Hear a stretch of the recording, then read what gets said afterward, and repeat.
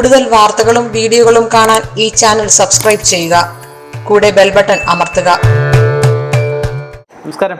ഏഷ്യാനെറ്റ് ടിവിയുടെ എപ്പിസോഡിലേക്ക് എല്ലാ മനഃപ്രേക്ഷകർക്കും സ്നേഹം നിറഞ്ഞ ഹൃദയം നിറഞ്ഞ സ്വാഗതം. നമുക്ക് കമന്റ് ബോക്സിൽ വന്നിരിക്കുന്ന ഒരു ചോദ്യമാണ്, ഒരേ നാളുകാർ ഒന്നിലധികം വീട്ടിലുണ്ടായ ദോഷമുണ്ടോ എന്നുള്ളത്.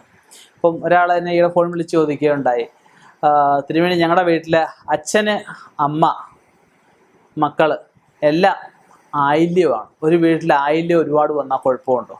വേറെ ആൾ ചോദിച്ച് ചതയം വന്നു കഴിഞ്ഞാൽ കുഴപ്പമുണ്ടോ? അപ്പോൾ ഒരേ നാളെ ഒന്നിലധികം വീട്ടിലുണ്ടായെന്ന് വെച്ച് ദോഷമൊന്നുമില്ല, അത് ഗുണവുമില്ല ദോഷവും ഇല്ലാതെ വരുന്ന അവസ്ഥയാണ്. ഇപ്പോൾ ഓരോരുത്തർക്കും ഓരോ ദശയായിരിക്കും, ഓരോരുത്തർക്കും ഓരോ അപഹാരങ്ങളായിരിക്കും. ചില കാലമുള്ള നക്ഷത്രങ്ങളൊക്കെ ആണെങ്കിൽ ഒന്ന് സൂക്ഷിക്കണമെന്ന് മാത്രം, അല്ലാതെ വേറെ പ്രത്യേകിച്ച് കാര്യങ്ങളൊന്നുമില്ല. പിന്നെ ഈ ഒന്നിലധികം ആൾക്കാർ വന്നു, ചില നക്ഷത്രങ്ങൾ ചില കുട്ടികളൊക്കെ ജനിച്ചു, അപ്പോൾ അച്ഛൻ്റെ നാളിൽ തന്നെ ജനിച്ചു, അച്ഛന് ദോഷമാണ് അല്ലെ അമ്മയ്ക്ക് ദോഷമാണ് എന്നൊക്കെ പറഞ്ഞ് തെറ്റിദ്ധരിപ്പിക്കപ്പെടാം. അതിലൊന്നും കണക്കാക്കേണ്ട കാര്യമില്ല, അതൊന്നും വിശ്വസിക്കേണ്ട കാര്യവുമില്ല. അപ്പം ഒരേ നാളൊന്നിലധികം വന്നു കഴിഞ്ഞാൽ അതിനകത്ത് വിഷമിക്കുകയോ അല്ലെ ഭീതിപ്പെടുവോ അല്ലെ അതിൻ്റെ പേരിൽ എന്തെങ്കിലും ആളിനെ പഴിക്കുകയോ അല്ലെ ആ ആളിൻ്റെ പേരിൽ എന്തെങ്കിലും വഴിപാട് ചെയ്യുമോ, അതിൻ്റെ ഒന്നും ആവശ്യമില്ല.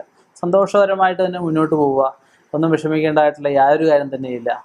അപ്പം ആ ഒരു വിഷയം പറയേണ്ടതായിട്ട് എനിക്ക് തോന്നി.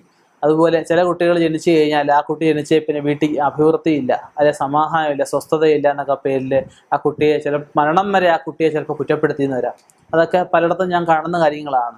ജ്യോതിഷം എന്ന് പറഞ്ഞു കഴിഞ്ഞാൽ ജ്യോതിഷം ആൾക്കാർക്ക് അറിവ് പകരുക, വെളിച്ചം പകരുക, അറിവുകേടിനെ അകറ്റുക, ഇരുട്ടിനെ അകറ്റുക എന്നൊക്കെ ഉദ്ദേശിക്കുന്നത്. ഒരാളുടെ മനസ്സിൽ ഇരുട്ട് നിറച്ചു കൊടുക്കുകയല്ല ചെയ്യുന്നത്. ഒരാളുടെ മനസ്സിൽ ഒരു വിഷയത്തിനെക്കുറിച്ച് ഒരു ഗ്രാഹ്യമില്ല അല്ലെ അതിനെക്കുറിച്ച് അവബോധമില്ല എങ്കിൽ അതിന് അവബോധം കൊടുക്കുക എന്നുള്ള ശാസ്ത്രം കൊണ്ട് ഉദ്ദേശിക്കുന്നു. അറിവില്ലാത്തതിനെ പറഞ്ഞു കൊടുക്കുക. പ്രശ്നം എന്ന് പറഞ്ഞാൽ എന്താ? ചോദ്യമാണ്. ആളങ്ങനെ ആണോ? അങ്ങനെ വിഷയമില്ല. അതായത് നമ്മൾ മനസ്സ് ചിന്തിക്കുന്ന മനസ്സ് ബാധയാവുക എന്നൊക്കെ പറയും. അപ്പം അങ്ങനെ മനസ്സ് ബാധയാവാതിരിക്കുക, ആരെയും കുറ്റപ്പെടുത്താതിരിക്കുക, തികഞ്ഞ ഈശ്വരവിശ്വാസത്തോടെ ഈശ്വരചിന്തയോടെ മുന്നോട്ട് പോവുക. ഇനിയും ഇതുപോലെയുള്ള എപ്പിസോഡുമായി കാണാം. നിർത്തുന്നു. നന്ദി, നമസ്കാരം.